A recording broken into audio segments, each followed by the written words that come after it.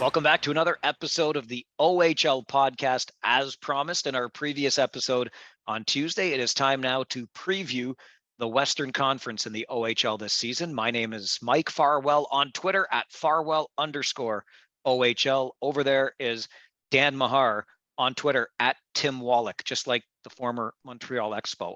Real quick, for those of you not watching this on YouTube, and however it is you're consuming this, we appreciate it so much. Get it wherever you get your favorite podcast. If you're watching on YouTube, pay no attention to the faces, just listen to the voices. But dude, where did you get the Halifax Mooseheads golf shirt? That's fantastic. Well, most of my attire is hockey related in some way. So this is came to me via friends that had gone out there and said, "Hey, we know who would like that shirt." So yeah, had to rep the Mooseheads for tonight's pod. So that makes me think about what a moron I am. And don't laugh yet, because you've known this for many, many years, but it just occurred to me, and you'll recognize this name, Dan Hutter. Dan Hutter was a former high school teacher of ours, and he and I have stayed in touch over the years. Listen, Dan's a great guy, just a terrific guy. Does some teaching at the University of Waterloo to this day. Anyway, wow. Dan reached out randomly not too long ago and said, "I'm getting a Danbury Trashers t-shirt, and I thought of you. Would you like one?" And honest to goodness, like, I've reached an age and stage of my life, Dan, where I'm just like, I want minimalist. Like, I just want to be as much of a minimalist as I can. And I've got a t-shirt drawer like everybody else has a t-shirt drawer, which has way more t-shirts in it than any one human needs. So my initial reaction is like, thanks, but no, I don't need a Danbury Trashers t-shirt. As much as I love the Danbury Trashers story and all that stuff, I didn't realize until after I turned down the offer that this is like some special merchandise that was just being released. And basically he was front of the queue and was going to get me in on the ground floor of Danbury Trashers merch. So the hell, I don't know why I said no, but I did.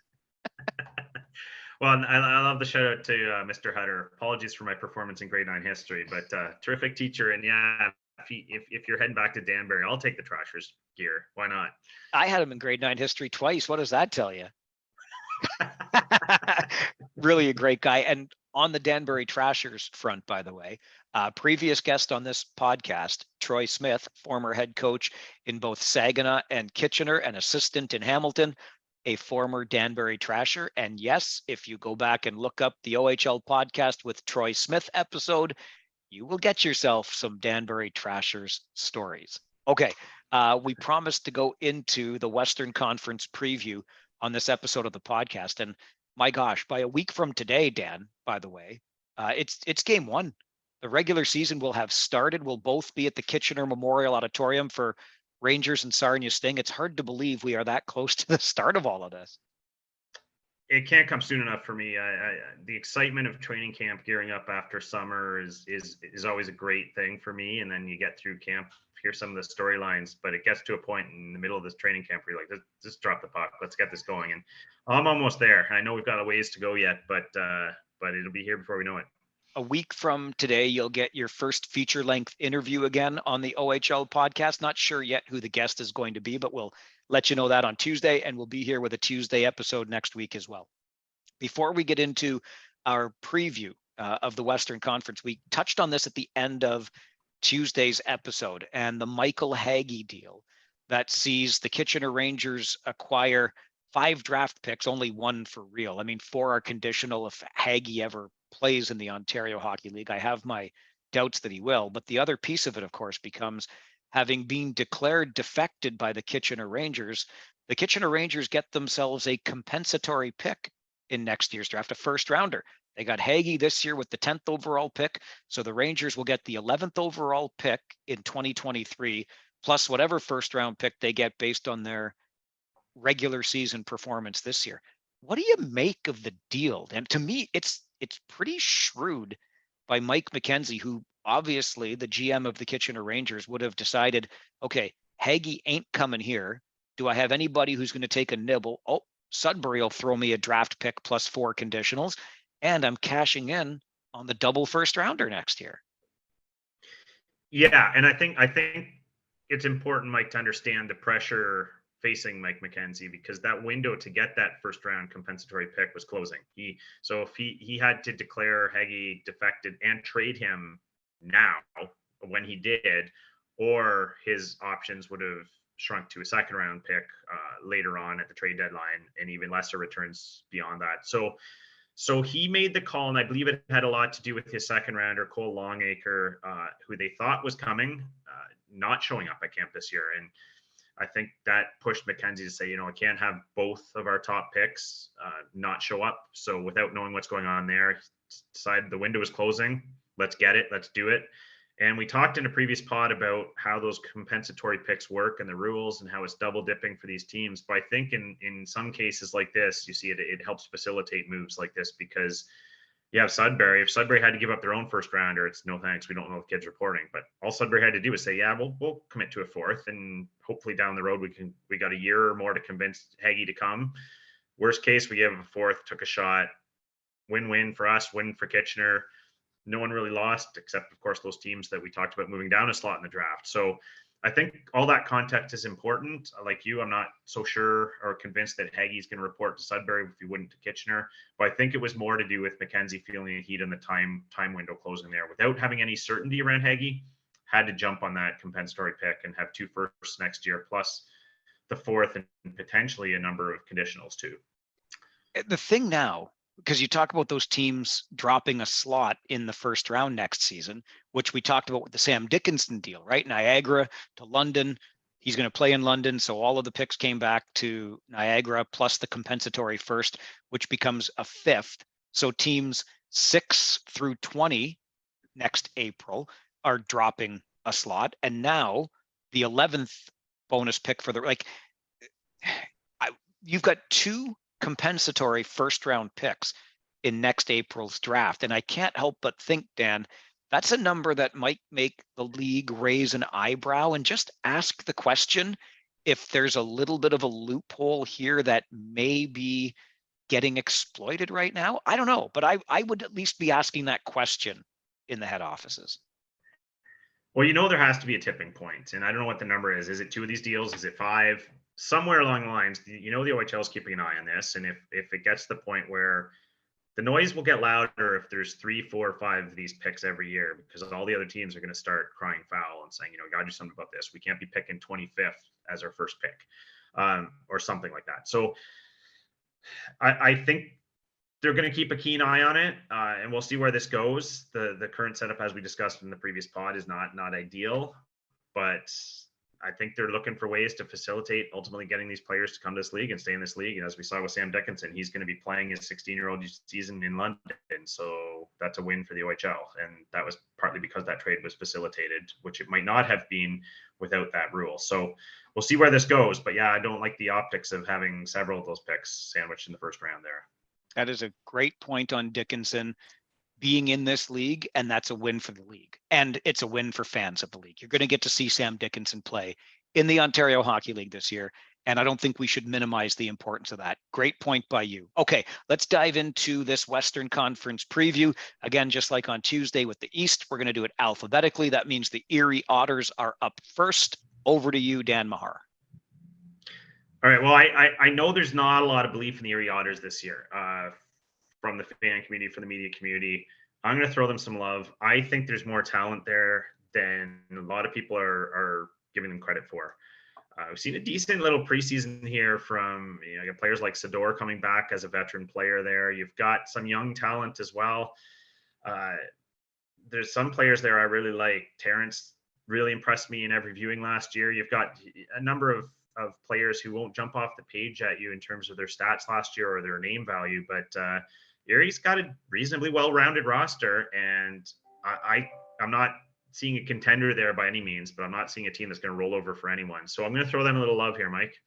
I'm glad you didn't steal my thunder with the player. Carey Terrence, great reference, though, for a player.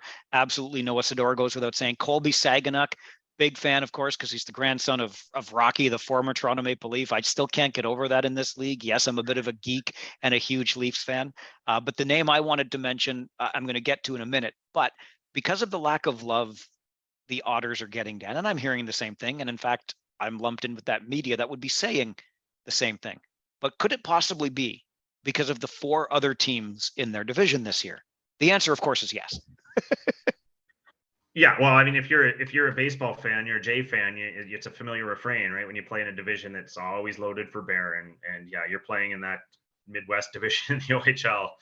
How many years do you see those teams have down seasons? So the Erie Otters, it's kind of like going up against a school bully every day of the week. You pack your lunch and head to school. So, but they've always acquitted themselves right in that heap, and they haven't been the weak sister, and oftentimes they've been the bully. So, yeah, I don't dismiss that. Don't sleep on them. We'll use that line. So. Yeah, we used it for Sudbury on Tuesday. We'll use it for the Erie Otters here. And the player that I'm going to add to the ones that Dan just mentioned in Sador and Terrence is Brett Brissett. Again, numbers wise, is he going to leap right off the page? Oh, he's about 0.75 points per game, or no, but 0.67. He had 48 points through 68 games last year, 21 goals, 27 assists. But this guy's got a bit of an edge to his game. He's got some jam in him, and he's a guy I like an awful lot. So let's see if Brett Brissett takes another step along with these Otters, who I think will be a plucky team, tough to play against. Yeah, look, they're in a division that I think is going to be just wonderful to watch this year. I wouldn't want to play in it, but the Midwest is going to be a terrific division. And what do they say about improving yourself? Play against better competition. And the Otters are going to get to that for about half their schedule this year. Yeah, plucky is a great word, Mike. I love that word, because you got to think to yourself when you watch these teams in the OHL, how often do you see the Erie Otters quit or roll over for anyone? And I just didn't see it last year, and I don't expect to see it this year. And that often, that compete level that we always hear about is one of the biggest factors in hockey. So they seem to have it. So as long as you have that and some of the names we've mentioned, I think they're going to give everyone a go on every night. I'm going to throw a quick shout out in here for Wes Wolf, who returns to the Otters bench as an assistant this year, was a head coach in the OJ a season ago. First of all, Wolfie is one of the best dressed coaches you'll ever see in this league.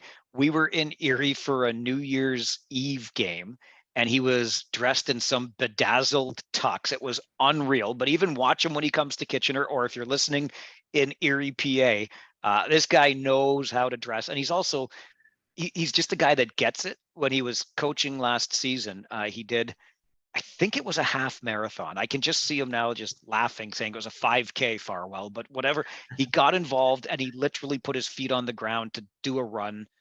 I'm pretty sure half marathon. But anyway, for mental health initiatives, I love seeing somebody get behind stuff like that using their platform.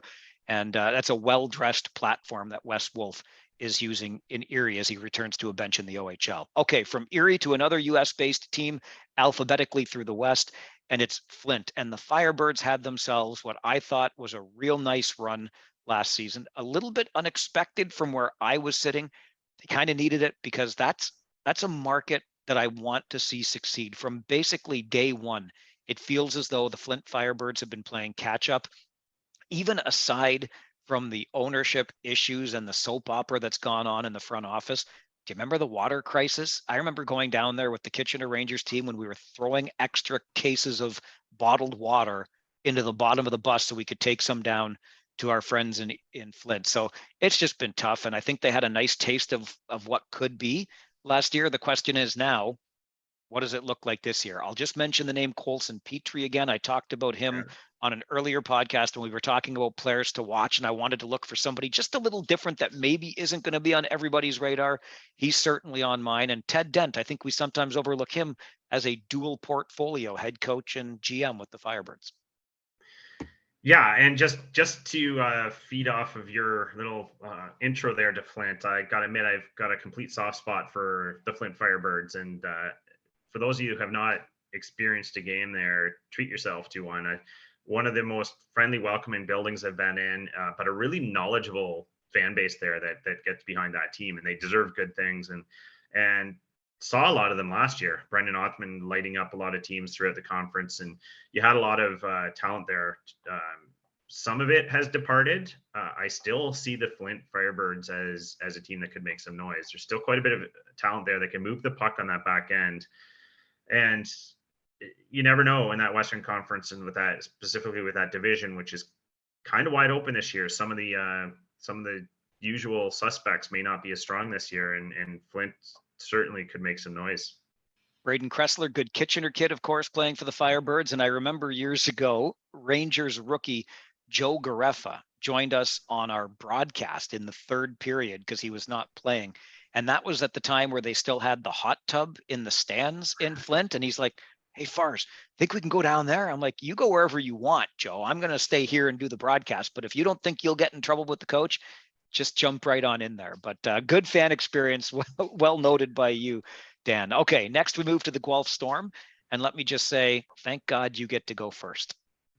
All right. Well, again, I know we're not doing predictions here, but I'm just gonna be honest on this podcast for the listeners and say I have Guelph right at the top of the heap. I just love that roster, the way it's constructed. I love that Scott Walker's back in the fold. I love that George Burnett's still there. They have all the earmarks of a team that's going to be a beast in that conference. And you can rhyme off the names. I think you talk about Kitchener kids. Braden Bowman seems to be around the net all the time. You've got Danny Zilkin's got a ton of skill. Jake Carabella, Matthew Poitras. You got Cam Allen on D, who's looking to be one of the best players in the O this year. Still got some veteran leadership, hopefully with players like McFarland coming back and Profak on the back end. And so I look up and down that roster and I see a team that really surprised people last year, maybe a year early, stepping into semi-contention. I see a bit of a beast this year, and I have them right at the top of the heap. I'm not sure if they'll be first, second, or third, but I think I have them right up there, Mike. It suggests that your eyes are just a little bit better than mine. And I don't say that because I want to rag on the Guelph Storm right now. I'm just saying I can't figure them out insofar as they got to spend a couple of years as defending OHL champions because they were the 19 champs, and then there was canceled season and no season, which was kind of fun. But as you just mentioned, they were maybe a step ahead of the curve a season ago. Yeah. Scott Walker comes back to be the head coach. I don't think he does that without thinking. I don't know, because Scott was there in 2014 when they went to the Memorial Cup, right? George Burnett has done a fine job. I love them as a tandem. When I expect the Guelph Storm to do one thing, they go and do another. I'll throw Nico Dawes' name into this. Second time this week, I did a little thing with Larry Malott, the play-by-play voice of the Guelph Storm, last weekend, and chatted with him and brought up Nico Dawes' name. There's another story from Guelph where you're like, where did he come from and what happened there? So anyway, I look at so many things with the Guelph Storm, and I thought, well, it was going to go this way and it went another way. So I don't disagree. You look at that roster. We talked about Cam Allen on a previous podcast, and lots to like. I just figured no matter what I say, it's going to be George Costanza when he decided to be an opposite, right? So anyway, the Guelph Storm in the Midwest Division, I think every team in the Midwest Division is going to be a force to be reckoned with this year. So there's my long-winded, I can't figure out the Guelph Storm answer. You know what? That's a fair point. And I'm not, like you said, my eyes might be better than yours, but yours could quite easily win out on this one too. You're right. You never quite sure what to make of them, because I've thought the same thing. I've seen years where I thought they were going to be doormats and they were really good. And then I've seen, including last year to some extent. And then I've seen years when, you're expecting them to run the table and lots of teams gave them trouble. So you never know, but I'm liking what I'm seeing on paper. I'm liking the way the roster's constructed. Even Scotty Walker's son, Cooper's turning in another year there. I think there's just too much there on paper to discount them as a contender. All right, to the Kitchener Rangers we go, and I don't think I'm qualified in any way to give any sort of analysis of this team, because even my family gives me a hard time now about being the big fat homer that I am. Look, I love this league. I really do put effort into bringing you some stories about the other teams that are playing, but I broadcast 68 Rangers games every year, plus playoffs. I'm born and raised in the city of Kitchener. I used to go to the Memorial Auditorium to watch Scott Stevens and Wendell Young and Al McInnes and Brian Bellows. And so shoot me. I'm a Rangers fan. There, you got it. Okay, what do you want from me? So can I honestly analyze this team? I'll tell you what I think I see. And I think, homer or not, I see a pretty damn good hockey club this year. I see a lot of depth on defense. I see if pieces fall into place well enough, a pretty solid top six and a third line that doesn't look too bad up front. I see a kid in goal, and I emphasize kid, that really dazzled a season ago as a rookie. Is he ready to carry the mail? I guess that remains to be seen. But again, on paper, there's a lot that I like about this team. And having spent some time chatting with Chris Dennis, I don't mean to dwell too much on coaches because I think I did that on Tuesday too, but I just like his approach. I like what I think we're going to see from him in terms of culture that he brings to the team and work ethic as opposed to just X's and O's. I'm sure he's got X's and O's up the wazoo too, but there's just something about his approach and his demeanor that I'm really intrigued by, and I think it'll translate well. So I think the Kitchener Rangers are a good-looking hockey club this year. Yeah, I'm not going to profess to be any less biased, having grown up in Kitchener too, and the team I see by far the most and probably know the best. I will say that I think it's fair to say last year was a disappointing year. I think people expected probably more of that roster. What I will say is I'm 100% with your opinion this year. I think they're returning the vast majority of that roster. They're an older club. And I know some people say, well, it doesn't matter if they're all older, if they're just kind of middle of the road players. But we all know what age means in this league. And they're a veteran squad. They got a lot of 18, 19-year-olds and almost overloaded at that point. Might have to move one or two. You never know. When you're talking about players like Matt Andonovski and Jacob LeBlanc and Jack Harper potentially struggling to get ice time on the back end, that's a pretty deep team. Up front, a fair number of weapons. They'll have to find some goals out of some players that hadn't really produced before, like Mitchell Martin, and I think Carson Rakoff is poised for a huge breakout year. Probably a lot of goals on that stick. The one piece that I think they're still lacking a tiny bit is speed. I don't think they're the strongest skating team in the West, and that's a factor in a lot of their troubles last year. I think a Philip Michar showing up would be humongous for that team, mostly because he represents exactly what they're missing, which is speed and some goal scoring. So I will say this, with Philip Michar, top contender in that conference for sure. Without him, I think you're still looking at a top half team for sure. So maybe a little biased there, but I just think there's too much returning talent for them to not be in every game just about. Yeah, and we talked about that on Tuesday when it comes to the Hamilton Bulldogs, right? The experience that was gained a year ago, even with guys that didn't get a ton of ice, it carries over, and I don't think you can underestimate that. So the returning, the ice time that a lot of these guys got last year that they might not have gotten on other teams, et cetera. And I'm just going to throw a quick shout out in here for Reed Valad. Again, my bias fully on display. I've always just liked the kid. First rounder coming into his overage year. I'm glad he got invited to an NHL rookie camp, one of 7 Rangers to go. And we'll just see what he can, if he can really put up some big numbers in his final year in the Ontario Hockey League. Okay, over to the London Knights, and you're up first, Dansky. Well, if Ryan Pyatt's watching this podcast, they're going to be terrible. They're going to be bottom of the bin.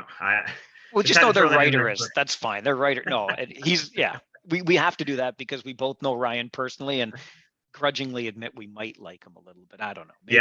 No, he's a good guy. So I just had to make sure he was still listening. But the London Knights, another team that's just about always in contention.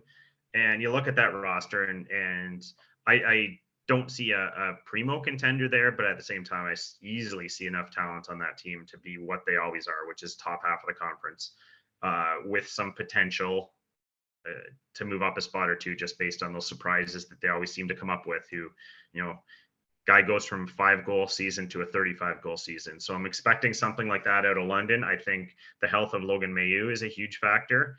That's a player with the ability to potentially be a top pairing NHL defender who has not played any hockey, very little hockey over the last 2 years. And that's really stunted his development. But if he gets healthy in the early part of the season here and comes back, that could be a huge factor in that Western Conference. So I'll just leave it at that and say London is what London is, and they're going to be a team to reckon with all season yet again. Brett Brochu might play 60 of the 68 games, so there's that. Sean McGurn, without his wingmen from a season ago, we've talked about that. We'll see how he does. Great point on Mailloux. And I should have looked this up beforehand, but we know the Knights haven't missed the playoffs under Dale Hunter. I seem to recall, because I looked this up at one point last year, have they finished lower than 6th? Would it surprise you if they haven't, Dan? They might have had an 8th place finish. I don't know. The point is, to the point that you just made, Dan, London's going to London. That's what the Knights do.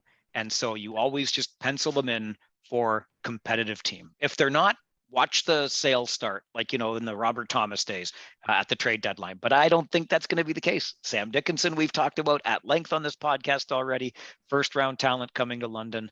And as we've mentioned many, many times, the Midwest division is going to be a beast, and the London Knights will be beastly amongst the beasts. Okay, from London alphabetically to Owen Sound. Let me start because I get to start this one, but I'm going to start it with a question to you, Dan. Is the sophomore jinx a real thing? You probably want a quicker answer than I'm going to give you, but I'm going to say no, not at large, not across the board. But I do think there is a sophomore piece that players need to figure out, and some don't. Some have expectations. I don't know if it's the work ethic drops off or the pressure to put up bigger numbers gets to them. But there is something around being a sophomore that can nip you if you don't have the right guidance, I suppose, and the right mentality. So is that fair? That's fair. I think the sophomore jinx is the stuff of superstition, which I have a lot of. I just don't like to admit to. But because I think it's the stuff of superstition, I'm going to say no, it doesn't exist, which means look out for Owen Sound, because if there's no sophomore jinx, those rookies we saw last year doing all of those great things, Colby Barlow probably chief among them, are just going to crank it up another notch this year. And that's going to be a nasty, wasty offense defensively, and in net, I don't know, but they might score 9 a night. Yeah, no, fair point. I probably overthought this one, but initially, before I gave much thought to the league in general, I kind of had Guelph and Owen Sound as my team. They really surprised last year. A ton of talent on both teams. They're probably going to be the toast of the West. The more I thought about it, I'm not sure they're quite where Guelph is. And the big factor for me is just the departures.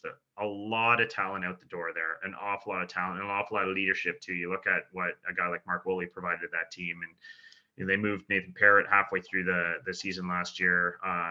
A lot in the Hawkchuck. You can name probably 6 or 7 key departures in Owen Sound that when you look back at last year, they actually had a fair bit more veteran presence than we may have thought going into the season. So that's a caveat. And so you need those players like the Colby Barlows and Cedric Guindon and those players to really take a huge step forward. And I know that's a lot of pressure and that's a lot of expectation. I fully expect those guys to put up numbers. It's just, is it a little thin around them maybe this year because of who's left?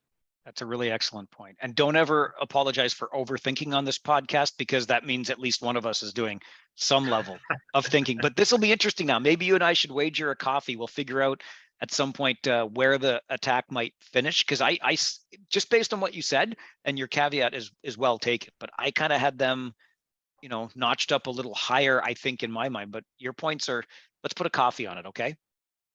Fair enough. Okay. Can I ask you this before we move on? Yeah. I'll ask you this. This is the one prediction I'll give. Do you have them ahead or behind Kitchener? One slot behind. Okay, so, same here. So we're on the same page there. Okay. So I've got Owen Sound either 4th or 5th if the Rangers get 3rd or 4th there. That's where I'm kind of seeing the attack finishing this time around. So we're on the same page then. That's about where I've got them as well. Well, we might just have to talk about it over coffee then, because it sounds like it's going to be a saw-off. All right. From Owen Sound, we go to Saginaw. I think I'm not up first on this one. You are. Spirit, over to you, Dansky. Well, the Spirit are coming off not a great year, and a year that I would say not a lot of expectations. They were a little loosey-goosey. I think probably of all the teams I saw last year, probably the least structured, most mistake prone, exciting by extension to some degree. They had some players there that actually I thought were pretty fun to watch. Some decent NHL draft picks, as we mentioned, especially on the back end of Minchikov, and you've got a few players that had a lot of potential. I don't think they've got enough there to make any noise in the West this year. I do think they've got enough to entertain their fans. They're going to put on a bit of a show, but yeah, I think this is going to be an also ran year for Saginaw. Minchikov is a real nice player. Lots of fun to watch. I think this, obviously the thrill in Saginaw is going to be around Michael Misa, the exceptional player that's coming into the league as a 15-year-old. And I'm just going to look at Chris Lazari behind the bench too, because I will never forget the talk I had with him in the preseason following the Spirit's exit in the West Final the year before, after leading the Guelph Storm and losing that lead and all of the drama in that series. But Chris said to me that following preseason that had it not been for the birth of his daughter, it would have been the worst off season of his life. That's how just the fire in that man's belly and the competitive fire, boy, oh boy. So I think I don't disagree. Obviously, they just don't have the horses, but Chris Lazari doesn't like them being also rans. And it wasn't a great year last year. If it's not a great year this year, don't expect it to be a third, right? Like, just even if the horses aren't there, Lazari's going to maximize what he can get out of this hockey club. So we'll keep our eye on that US based team as well. Yeah, and that's fair, Mike. And I should note when I mentioned the loosey goosey comment, I have a lot of respect for Chris Lazari. I think you know him well from the GOJHL years back in the Kitchener area here. A lot of respect for that man and what he can do. So don't discount what Saginaw can do on any given night. Just like you said, not the horses this year to make it a strong year. The Sarnia Sting for me, which we look at next, are kind of a little bit like the Guelph Storm. I can just never quite figure them out. And we all know that, they've struggled historically, even beyond the second round, just isn't a thing for Sarnia. But they've had some nice players, some nice teams over the years. Last year, it was all about goaltending when you were, I guess, going to be choosing between Ben Gaudreau and Anson Thornton, two NHL drafted goaltenders on any given night, and then which one would be traded. And they went through the whole season with both guys. And I don't know that goaltending necessarily turned out to be their strong point. So I'll just share the Dylan Grover story again. If you didn't hear it last year, gets called into emergency action at the game in London while he was in line to buy a hot dog. Ends up not even wearing his own equipment down on the ice. He had to go through security. He's like, seriously, my GM just called me and you have to let me through here because I'm going in net for the next period. That's all I got on the Sarnia Sting. I can't put my finger on who or what they are. I know last year there were a lot of criticisms of the defense being a little on the non-physical side, and it's pretty much the same crop, just a year older coming back. Yeah, Mike, and Sarnia, I'll equate them to my comments in the previous pod about Peterborough, where they've often had a lot of talent and haven't quite put together, so they're going to need to prove it. And to their fans as well, they were dealt a bit of a blow last year, similar to Barrie losing Forster. They didn't have Jacob Perreault come back, and that was a huge blow that they were probably counting on him. I mean, Ty Voigt had a terrific year for them. They had some firepower. They could put the puck in the net. They had great skating ability. They had a lot going for them, but like you said, it's hard to put your finger on, but they just can't piece it all together, and had a lot of just disastrous blown leads, terrible defensive coverage. So it's a team that, again, until we see it, some proof from them, some consistent play in big games, I can't give them as much credit as some of the prognostications I'm seeing are that think Sarnia is going to be right at the top of the heap this year. Certainly capable with what they've got on paper, but I'm not willing to give it to them just yet, Mike. All right. The OHL's northernmost outpost is in Sault Ste. Marie. What do you make of the Greyhounds, Dan?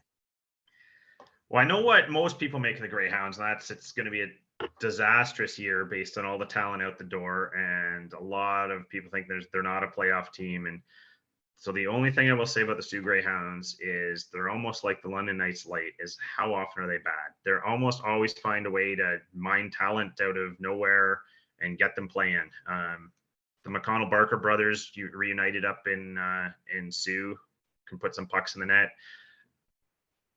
Sure, there's not a great amount of talent on that roster based on the departures. A whole lot of points going out the door. You can rhyme off the names.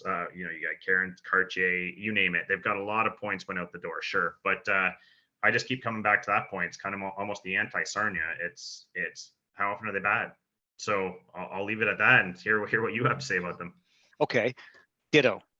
Like, what else? What am I going to add to that? In all honesty, you nailed it. And I don't know what Kyle Raftis eats for breakfast, but I know he makes good hockey clubs, right? And John Dean is going to have two new assistants on his bench with him, but John Dean gets a lot out of those players. And I was also going to mention Bryce McConnell Barker as one of my absolute favorites to watch in this league last year. And he's only going to, in my opinion, take a step forward this year. And you mentioned the reuniting of the brothers. So tons to like just from an organizational perspective. Yeah, it be one of those step back years for the Sault Ste. Marie Greyhounds. It might be, but just exactly as you said it, Dan, when's the last time they were bad, like really bad? It just doesn't seem to happen. So I'm not necessarily going to bank on that happening this year either. Yeah, I think that's totally fair. It's a lot of it is prove it, right? And teams develop track records, and like it or not, Sioux's track record is a strong one, and so you have to always give them credit for that. So when you're comparing rosters on paper, a lot of times if you just go by paper, you say, yeah, sure, they're bottom of the heap, or sure, this team's a lot better than them. On ice, they always seem to make it materialize at least to be competitive. So I think that's fair. All right, the final team to look at in the Western Conference and of the 20 alphabetically in this Ontario Hockey League are the Windsor Spitfires. Sorry, the underrated Windsor Spitfires. You mentioned London a moment ago and described Sault Ste. Marie as kind of London light. London gets all the love and I get it, but the Windsor Spitfires are the team that just keeps on chugging. OHL championship, Memorial Cup, Memorial Cup, Memorial Cup. It's really impressive what they've done in Windsor. The good news is that they've done all of these impressive things because they're going to need to be relying on that for the upcoming season. The big question is, will Wyatt Johnston return? The answer is likely not. If he does, I suspect he'll just be a piece that gets moved to reacquire what they would have spent last year. But the bottom line is it's a young rebuilding team in Windsor. And unfortunately, even with that team, the really nice team they had last year, not great fan support, although attendance was down across the league. We've talked about this before. Nonetheless, I think it's going to be a trying year for the Spitfires. Yeah. I think you're right, and so much of it hinges on that Wyatt Johnston point you just mentioned. And I don't know, I'm on the fence. Like logically, you wouldn't think he's coming back, but that Dallas organization has a lot of really good prospects, and they have an option to put Wyatt Johnston back in the OHL. So it might be a 50-50 proposition more than the 90-10 you might think it is. So, but a lot hinges on that. If he comes back instantly, they're a reasonable team. If he doesn't, yeah, it looks a little thin, and I think they know that. You saw them, moving Nathan Rebow. They've moved some players that they're looking at that semi rebuild you get in the OHL. But I would just want to point out the analogy between Mark Savard and Jay McKee, where Jay McKee is a guy who came in from the NHL ranks as a former player and had some pretty strong rosters, especially in Hamilton last year, made a terrific run. And now he's going to have to make do with a lot less talent. And Mark Savard debuted in the OHL last year with an extremely good roster, did a lot of great things with them. To a large extent, this is where your mettle is actually tested, though. What are you going to do when you don't have that roster? So I don't want to heap too much pressure on Mark here, but this is a great showcase for him. What can you do with what you've got now? And I'd say the same thing I said in the last pod about Hamilton, that when you've gone that far in the playoffs, a lot of education happens in that dressing room, and we can't discount that. So I'm with you. I think it's going to be an also-ran year, I'll say. I don't think they're necessarily going to get demolished, but we'll see what Mark Savard can do with them. Well, the power play will tell us a lot because he's pretty good at designing those. And on that point, I had heard somebody say that Savard they thought was going to be a one and done as a head coach in Windsor, which surprised me a little bit, but obviously he's still there, and good point on what he's got in front of him in terms of a challenge this year.